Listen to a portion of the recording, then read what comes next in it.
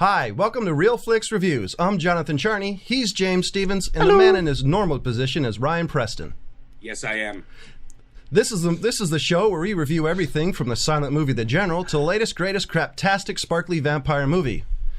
This week, we reviewed Lost Boys, made in 1987, directed by Joel Schumacher. And since this was Ryan's picks this week, I think it's his turn to tell us what he thought about this movie. Yeah. Well, Lost Boys, 1987, Joel Schumacher.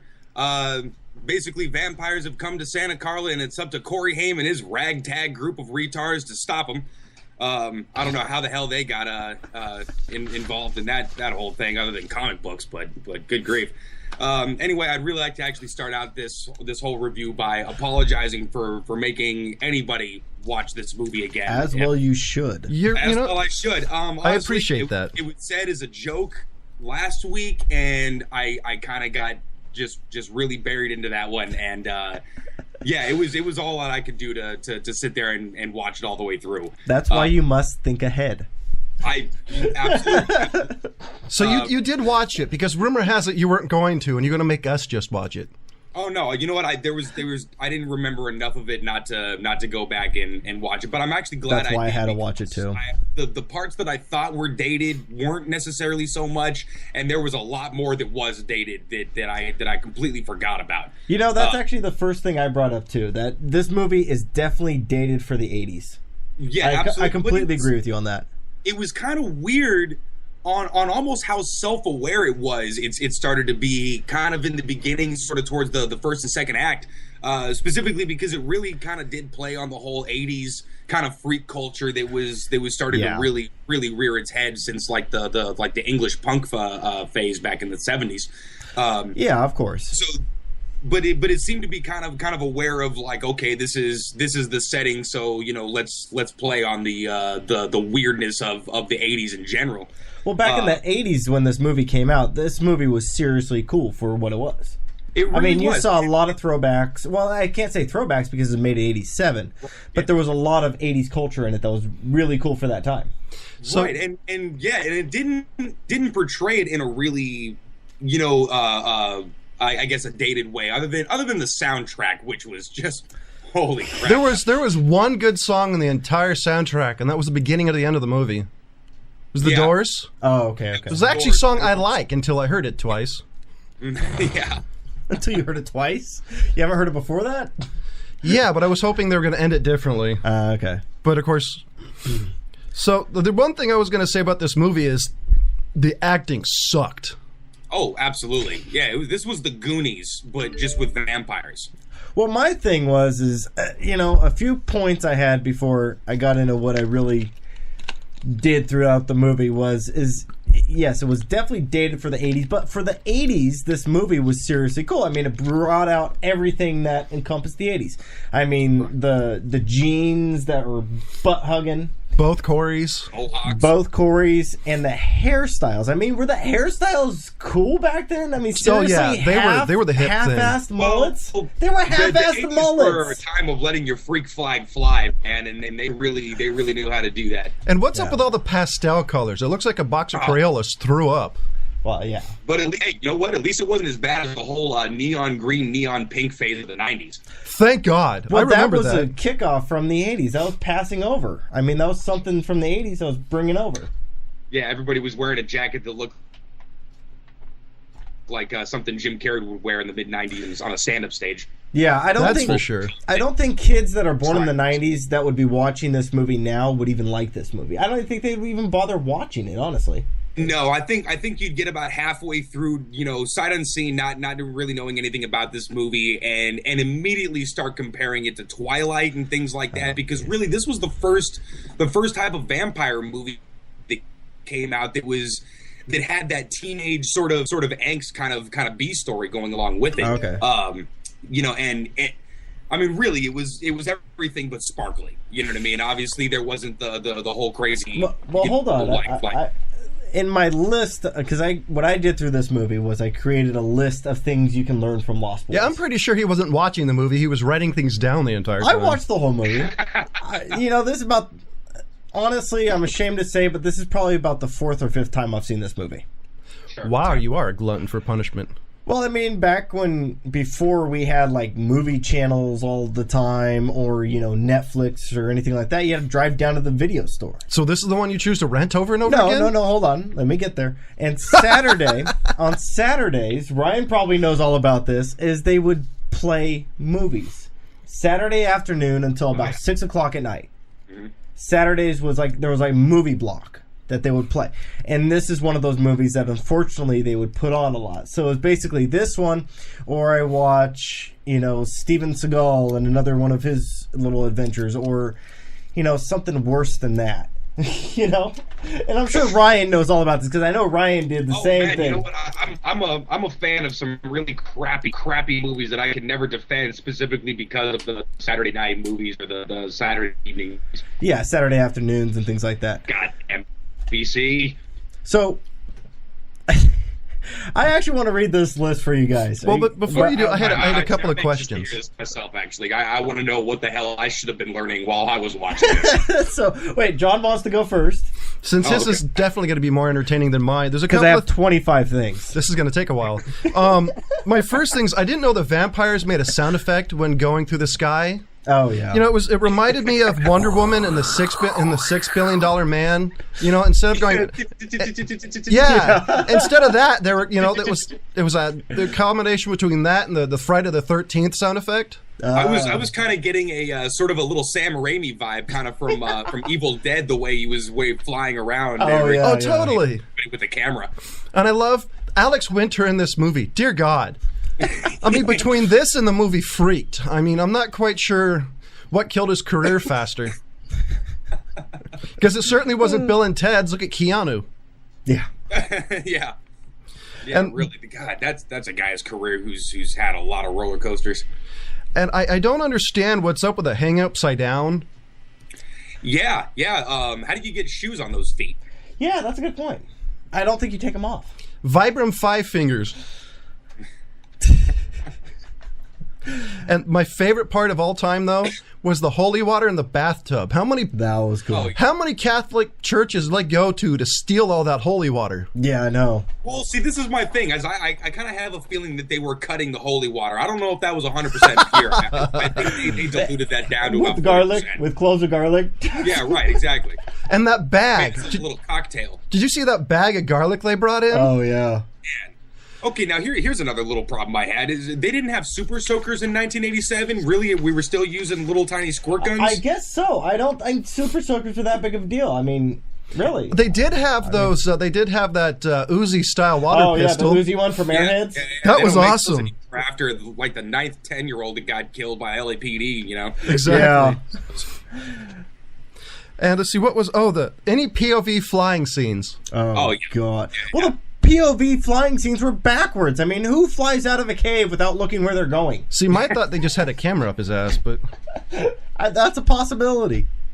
I just love that it almost. I mean, I guarantee you ask Joel Schumacher, he's going to claim some kind of stylistic choice when in fact it was really just a lack of special effects. So they just threw the camera on a couple of tracks. Yeah, exactly. Really fast. That is exactly. Well, I was actually reading on which IMDb, believe it or not, has a rating of 7 on this. What? 7 out of 10 is the IMDb rating.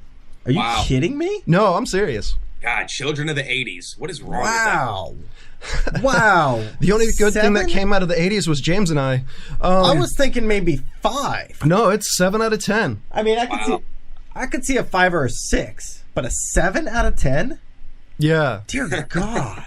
But again, it's not quite as dated as I thought it was going to be. I mean, other than the soundtrack, like the actual song that they wrote for the movie. What, thou shalt other than not taking kill? place in 1987, I mean, it didn't really scream. Shut up. It didn't really scream. Did you see the clothes they were dressed in? Yeah, like I said, it was taking place in 1987 too. But they made. I mean, unlike you, I lived through 1987. Yeah, I did too. But they made a point to kind of let people know, like, even the filmmakers thought that this kind of dress was sort of freaky, and there was this group of people. They kind of had the little montage scene in the beginning that showed everybody in their weird little cliques they were hanging in and stuff. So I think we should get back to see what James's 25 what we should learn is, because I was Okay. begging him to say something, and he wouldn't tell me. No, I kept all of this under wraps from John. So he's hearing this stuff for the first time too. So the first thing that you learn from the Lost Boys is that it's okay to take candy from a vampire lord. I mean, that's the first thing you learn. But you don't. But as long as you don't invite him in your house. Right. Hold on, I'll get. I don't even think I'd touch that one. Finally, I got something Okay. he didn't. Another thing is that comic book authors know more about myths than any normal person. Absolutely. Vampires should become auto dismantlers. I mean, That's a how good easily point. did they take off those doors and the roofs? I mean, geez, that was in a You know, split to be second. fair, they actually grabbed the guy, and for some reason, he was able to drag that door I off. know. I thought that was kind of Talk interesting about too. kung fu grip. I mean, I know. seriously. Really? Another one is never pass up free comics. They could save your life. Absolutely. That's just good advice for anything. I know. Great. So next time I'm underwater, my Sequest DSV comic's going to do me a lot of good. Exactly. See, you never get rid of that comic book and study it. Seriously, study. Just what I need, a talking dolphin. I know. Dirt bikes are chick magnets. Maybe in Who 1987. knew? Pot makes vampires stoned. Right. They were smoking pot and they were enjoying yeah. it. I mean, seriously. And eating noodles and rice. And to get into the Lost Boys 80s Vampire Club, you have to pierce your left ear. Well, I think that was just to get into the 80s. That was probably true. But the other point is, why don't the ears heal? They have the earring stuck in there. Yeah, but shouldn't it heal around the earring? It's silver. It probably did. Silver. Probably did heal around the earring. It's just part of them. You know, okay. like that lady who had the toilet seat run to her ass. Oh, that's true. I was going to say the drinking the blood. That can go with any vampire myth. I mean, any vampire myth has something where you have to drink a vampire I've never blood. heard you drink the blood without getting bit. Well, no, they're They've gone back and forth on, Yes. on that lore. You can drink the vampire's blood and become a vampire, but usually it's the whole they have to half kill you and then bring you back to life. yeah, with exactly. But this one, they didn't really do that unless they were supplementing that him jumping off the bridge was him actually dying. I don't know. There's a few little debate things that I didn't want to get into the vampire lore on a You couple know what? things. They really went just really basic, kind of what everybody thinks they know about vampires. Yeah. They went right down the middle of the line. Yeah, exactly. So that's why I didn't pick on the vampire lore too And it much. was the 80s, so the line was pastel. Yeah. Right. Okay, so Windex is handy after shaving a pinch. God, that would burn. You imagine shaving, then spraying that on your mug? Okay, this one was kind of curious. A dirt bike horde can create hurricane-style winds. Yeah. I'd like That to know was kind of what amazing. mufflers they had on those bikes to. I know. I mean, it sounded like it really was like somebody was outside with leaf blowers and flashlights. Exactly. Well, because they were. I'm sure that was the effect that was used. Goddamn Joel Schumacher. Yeah. And those were big flashlights. I'm telling Mom works on some vampires. This is a curious one. Long fingernails, bad breath, and sunglasses during the day mean you are a vampire. Man, when I was a kid, that just meant you were a crack addict. Yeah, but I mean, that's... That just makes me feel like I'm at work. I know. Doesn't it? There's like so many people that would fit that profile. I mean, who... Gosh. I mean, dear God, people wear sunglasses during the day? Wow, when did this start? I know. Well, indoors during the day. Don't forget that. No, it was even outside. They didn't suggest indoors. I mean, Rambo, dude, didn't suggest, young Oh, Rambo. true. And by the way, what was up with that? He one episode, one part of the movie had a red one, next one had a blue one, I don't know. and then he had all that face paint. Okay, I was getting to that. Hold on, I'm going to get to that. That's one of my little points in here. Damn it. Okay, vampires love eating surf Nazis while they listen to Aerosmith. Now, my thing Well, who about doesn't that... like to eat surf Nazis while listening to Aerosmith? Well, at least that's actually the character name in the movie, was Surf Nazis. Surf Nazi number 1 through 4, I believe. I it know. was. I love the name. I love the song though. Walk This Way. At least it was a good choice in songs. Yeah, but it was a yeah, weird could have been version. like the Aerosmith songs. But that was a weird version of Aerosmith. Yo, that was Well, the it one was with the the two guy singing rappers. it. Yeah, that's true. That is true.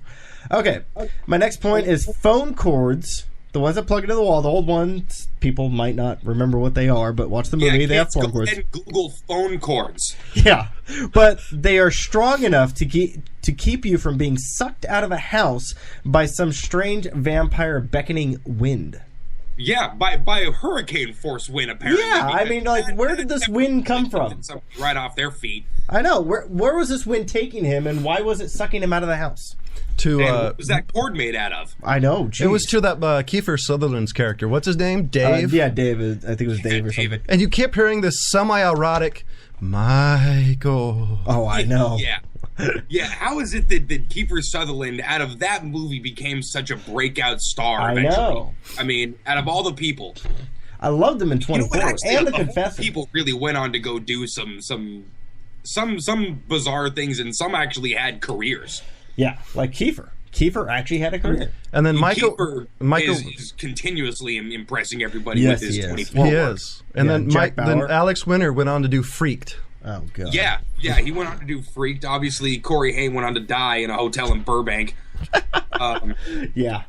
Poor guy. Corey Feldman, I think Corey Feldman ended up, well, I mean, obviously from Stand By Me and what's it called? Ended up doing another Lost Boys. Two of them. There's three. Yeah, there's three. No, they're right. There's three Lost Boys. Right, exactly. So what were your other points? Because I'm dying to hear the rest of this. When a woman wants to keep something from you, she will give it up or have sex with you to make it better. Remember that scene where he was asking her questions? He's like, "What's going on with me?" And she just all of a sudden here, "Let me kiss you." Yeah. And then it led to him getting laid. And that really weird flying scene. Well, all of a sudden, in the middle of nowhere, there were clouds. Yeah. Because he was on cloud 9. You're fired. Seriously, dude? I agree. There was only one way to deflect that type of questioning, though. It was just immediately just... Get laid? Yeah. Here, let's get your other head working. I can remember that next time I become a vampire... Okay, sunglasses protect young vampires from the sun. Did you notice that? Well, half a vampire. Well, yeah, he was half a vampire, but normally in vampire lore, you burst into flames. Well, that means he should be half smoking. Yeah, his skin smoldering, should be burning or something. Right. Searing boils, I don't know. Ooh. But sunglasses keep you from that. Wow. Yeah, instead he just got a little bit of a little weakness, a little lightheaded. The next point is vampire lords cannot tell the difference between grated Parmesan and chopped garlic. Yeah, I could notice the little sheen off the garlic when he was sprinkling it on there. I know. I'm like, dude, you might want to look at what you're just sprinkling all over your food there. Yeah. And yeah, I was going to say those are really flat, funky looking Parmesan. Yeah. The next one is vampires, and we discussed this a little earlier, sleep upside down and very soundly. I mean, seriously, everybody was like yelling and screaming, "Oh, look at those vampires hanging upside down. Let's stake him. No, hold on." Dude's still like, you know, I'm seriously, I'm going to wake up. They must have ate somebody. They must have had somebody who ate a lot of turkey beforehand, like tryptophan or something. Yeah, no joke. Because they were yelling at the top of their lungs the whole time. They're like, shh, shh, shh. I know. It's like, that's the loudest shh ever. And I think Corey Feldman brought up in that little scene that the whole place was one giant coffin. Yeah. I mean, I don't know about you, but I've laid in bed and been able to just be kind of sleepless. You know what I mean? I don't necessarily, you know, it's not like I immediately wake up and just run outside. Yeah. Exactly. The other one is high school freshmen can smell vampire. Did you notice that part when they're like... What part was that? Right before they staked was it Alex Winter? Yeah, Alex Winter. Where they were smelling for his breath. Yeah, well, they were smelling and they're like, I can smell them. Those are vampires. I love the part when they were killing the vampire scene in the kitchen when it had the Ghostbusters 2 like regurgitation. Oh, yes, hold on, I'm getting to that one too. The other part of that scene where they killed the vampire, they staked Alex Winters, is, I didn't know this, but vampires are filled with gelatinous, sparkly goo. Oh, now if you notice when that goo... Gallons upon just fire hose gallons of that stuff. When it fell on him and then he runs outside, if you look at his hat, it's all sparkly. I don't know if you guys caught that, but there was sparkles in his hat. You got to watch that scene again. It sparkles in the sun. So that means that's pre-Twilight form. Exactly. You know, but also that you might be able to chalk that up with just the really, really crappy blood effects that everybody had to use in the 80s. Yeah. It just seemed like people were watering down like red wine or something like that. That's true. Come on, That is true. That looked like light maple syrup. I mean, that's about the same about color. Now, John brought this next one up a little bit. Taking holy water from churches is socially acceptable. Did you notice nobody said anything? I think it is socially acceptable. I've You think it worked a lot is? of funerals, and people will literally walk into the back of churches, of Catholic churches, and fill up their little bottles. Are you Obviously, serious? they're not canteens. Like, you know, they have little bottles that they'll fill up and take home and whatnot. I'm sure everybody was wondering why they were doing it in the middle of a christening. Well, that was kind of cute. Well, yeah, but like, I can understand a little bottle, but 3 canteens? Well, nobody said anything. Yeah, they got a few At looks. least the priest had this look on his face like, you know what? Anybody who needs holy water that bad, stop. You know, there's got to be a good reason. Yeah, okay. It's a hell of a reason to need that much holy water.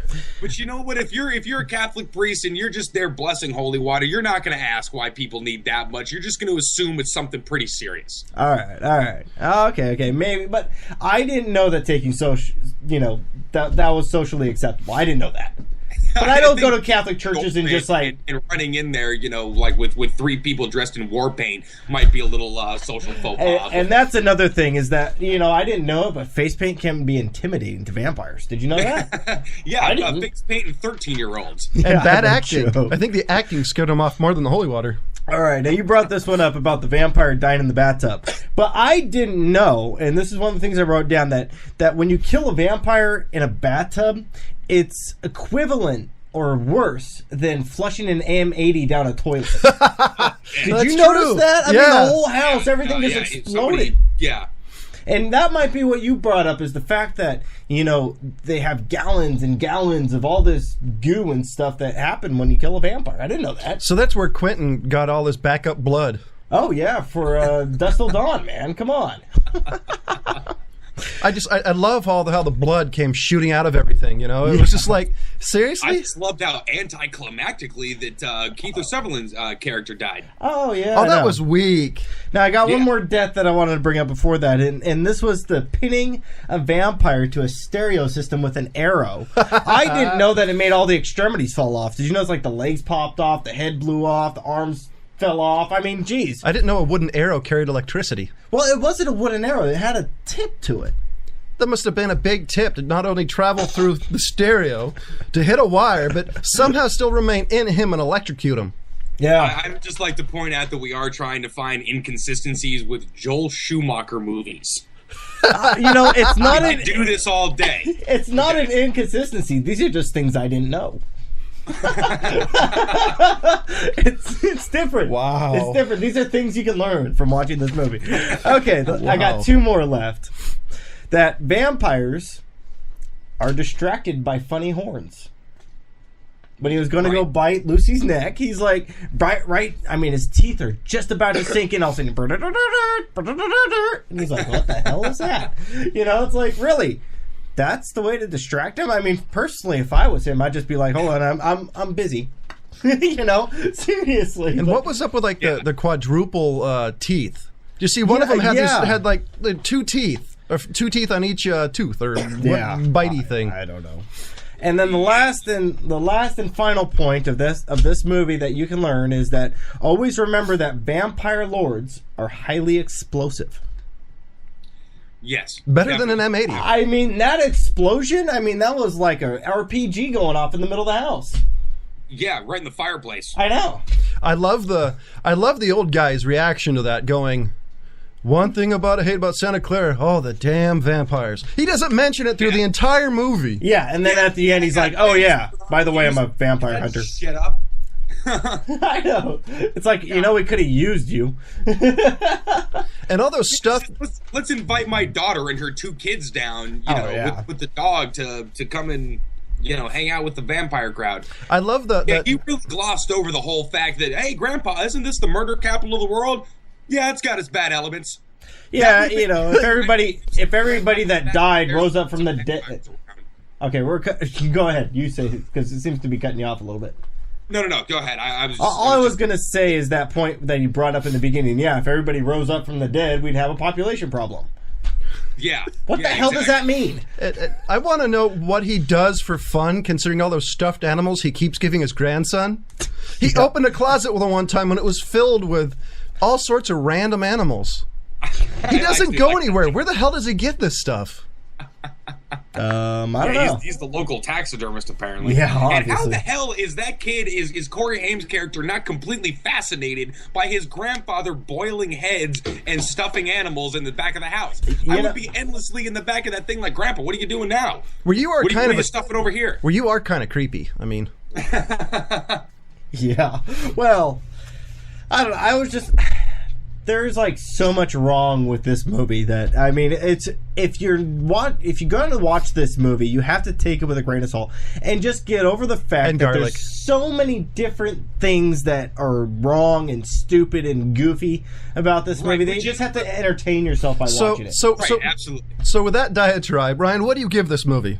You know what? I'm giving it a 2 because Joel Schumacher and honestly, I think Richard Donner, who produced it, was the only saving grace as far as kind of, sort of giving it that self-aware of the 80s. Like, yeah, we know that this is kind of about freaks, because obviously he was coming off of the Lethal Weapon type of thing, and it's an older cat that we're talking about, not a somebody who's really trying to glorify the 80s, I guess is what I'm trying to say. It's kind of hard to glorify the 80s. Well, but a lot of people tried. Well, I don't know, that greased down monkey that was playing the saxophone at the beginning of the movie was kind of glorifying the 80s. You know what? I wasn't going to bring that up. But I'm sorry I had to. Yeah, we both know Ryan was oogling him. Bloody hard to watch. Yeah, what? Really? Wasn't it? I mean, he was humping everybody in the stage, off the stage. I mean, he really was. So James, what is your score? Well, now, as you guys probably remember from my previous ratings, I'm pretty hard on movies. I'm not going to give anything. But as far as just to kind of find this movie as goofy as it is, and not taking anything in this movie seriously, because if you do, this movie's going to let you down. Oh, yeah. Hard time. So with that in mind, I give it a 2. Which is better than I usually give a lot of movies. So, and looks like I'm the strange man in this one. I gave this movie 3 because it's freaking hilarious. Unintentionally, it's unintentionally funny, but this movie is absolutely hilarious with all the random stuff you see in this movie. And the guy who played the vampire lord. Yeah, the last movie I saw him in was Richie Rich with Macaulay Culkin. What it was. He was the father in Richie Rich. Yeah. God, I was trying to place that the whole time. And he does a lot of voice work. He has a great voice, but this movie was hilarious. Absolutely. If you want a good laugh for a vampire movie, this movie is absolutely worth it. Yeah. Right. So it looks like Real Flix Reviews gives this an average score of 2.3. What that is that's the combined score of Ryan's, James, and mine. So with 2.3, it's not real. Would you recommend this being with our rating? Would I recommend somebody? Okay, the way I look at it with this movie is one of those movies that if you haven't seen it at all, ever, you should at least watch it. It's something that you should have in your repertoire. Camp value, I think, at this point. Exactly. It's one of those cult classics that you really can't talk to somebody who was either born, lived through, or anything like that, the 80s, and say that you haven't watched this movie. Right. It's one of those movies that it's like to earn your stripe type of thing. It's kind of a predecessor to a lot of the vampire stuff that we've seen nowadays. Obviously with the Twilight thing, with the whole, the teenage angle, I guess, of the vampires is what they really laid on. But on the other hand, it's a very proud moment of mine of never being forced to see Titanic. And a lot of people will say, that to see good movie, you got to see Titanic, which I've always vehemently disagreed with. Who says this? I've heard a few people Stupid say, people. yeah. Well, it's the same way with 2001. Okay, yeah, that's true.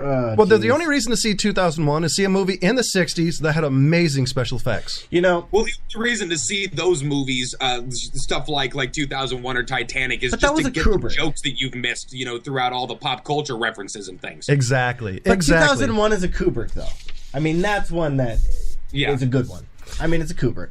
And, well, ladies and gentlemen, we're coming towards the end of our show, and since what we do is James, I, and Ryan pick a movie every week, and then the last movie of every month is we go see a movie in theaters.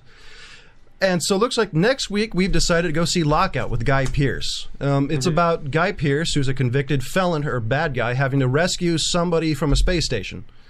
So far, it's a maximum security space station. So far, it sounds like the movie was it The Castle Across with Spaceballs? Sure, should be fascinating. Oh, The Fortress, maced with Spaceballs. I was gonna say it's like with a little bit of The Rock thrown in there. Oh, yeah, exactly, with no Nicolas Cage, thank God. Right. Actually, I like The Rock, but that was only because Sean Connery. Yeah, exactly. So for Ryan Preston, James Stevens, and I'm Jonathan Charney. Have a good week. Hi, I'm Rob Charney, Old Guy Tech TV, and I'm here to talk to you today about Windfall and the El Dorado County Fair. The largest event of El Dorado County will soon be here. Don't miss this opportunity to promote and build your business by advertising in the 2012 El Dorado County Fair Guide, published exclusively by the Windfall. The El Dorado County Fair Association is very excited to partner with Windfall again this year. Last year was such a success, we are thrilled to work with them again. The exposure that the El Dorado County Fair has in our community is amazing. We don't want you to miss it. Jody W. Gray, CEO of El Dorado County Fair, just told us this. So distributed in the Windfall and El Dorado Hills Telegraph, June 8th, 2012, and available to the public at the welcome information booths at each entrance during the fair. This user-friendly guide features a map of the fairgrounds, event, vendor locations, and includes the schedule of events. Reservations are required, space is limited, circulation is 20,000 plus copies, and the deadline is 5/25/2012. So make sure you get your ad into the Windfall today. Tell them Rob sent you.